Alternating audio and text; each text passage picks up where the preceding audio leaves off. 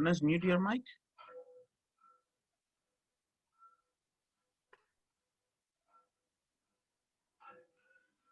Let me see how many participants have joined. Yeah, okay, fine. I think students have joined. Yeah. Okay, and this I've discussed, right? So right now what I'm trying to do, I'm doing super ob dot I. So super ob dot I. I'm trying to access this. I'm trying to assign the value for this is 10. Okay.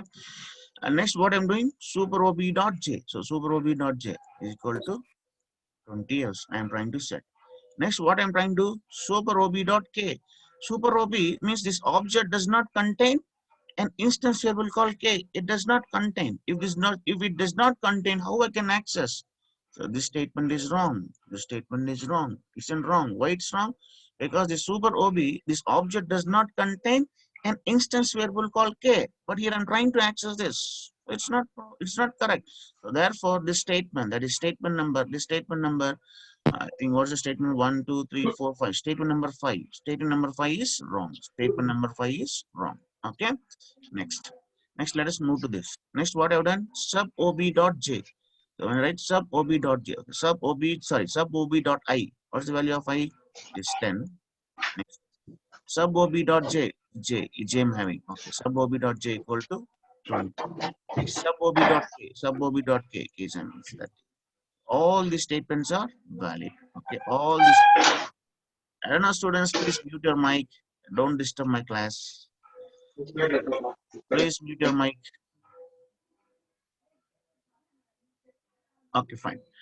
You see the students here, all the statements are valid statements. All right.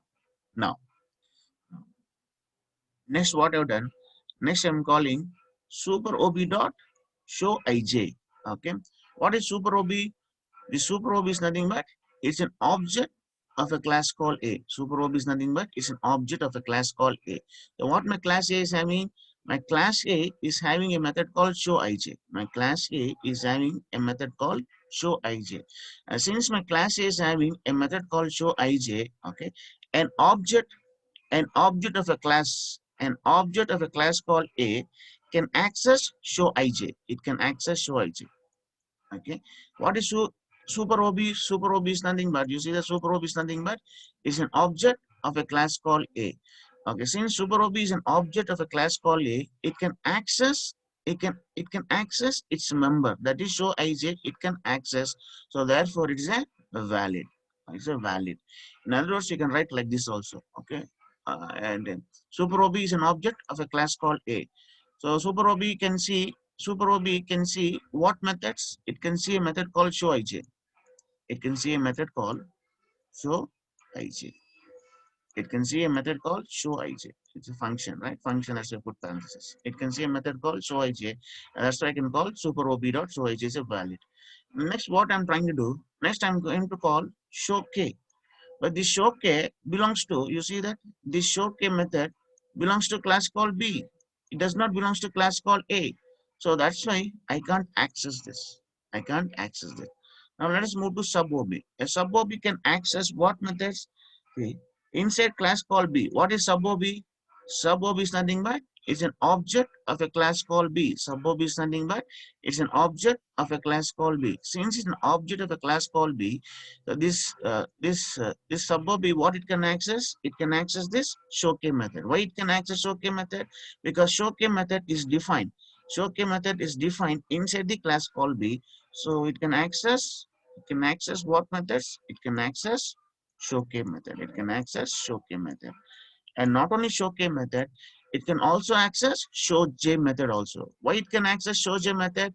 Because my class B is trying to inherit class called A. When class B is trying to inherit a class called A, I'm going to inherit all the members of a class called A. When I say all the members, I'm going to inherit the instance variables. I'm going to inherit the methods which is present in the class called A. And therefore, the show B object can access show K. It can also access show ij also. It can access these two methods. And therefore sub ob dot show ij is a valid statement and show k is also is a valid statement, right? So now what are invalid statement here, students? There are two statements which are invalid. The super ob dot k equal to 30 and super show k. So these two are the invalid statement. Okay, these two are invalid statement. These two are invalid statement. Invalid statement. Invalid statement. Yeah, right. Uh, I hope you understood this. Right now, uh,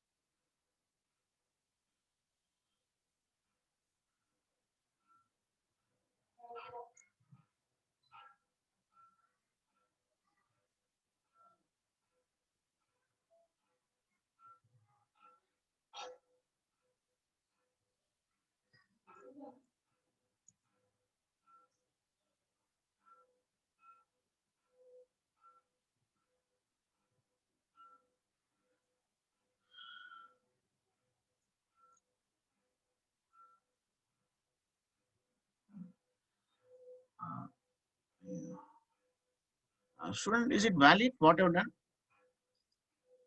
inside class call B. Inside this class call B, I've written a new method called sum. I've written a new method called sum. What I'm trying to do? I'm trying to add I, J, K. In other words, I'm trying to add the value of I, the value of J, and the value of K. And let me call, 1 second.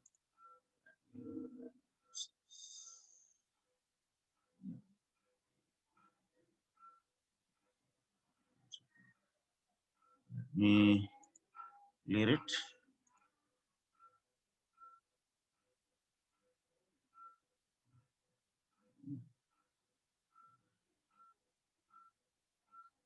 Yeah. You see the students, here I'm trying to add a new method. I'm trying to add a new method. Okay. Now here what I'm trying to do, I'm trying to add I plus J plus K. And let us assume after this statement, that is okay.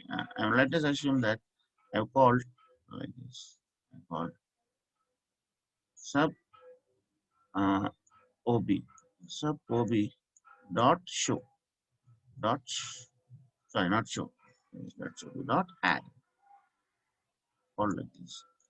And if I call like this, what's the output of the program? I've called sub ob dot add. Okay, let us assume here. Here I've called this. And these two invalid statements are not there. These two invalid statements are not there. I have written like this sub ob dot add. And what's the output of this program? Write sub ob dot add. Someone is typing. Rahul says, okay, fine. What about others?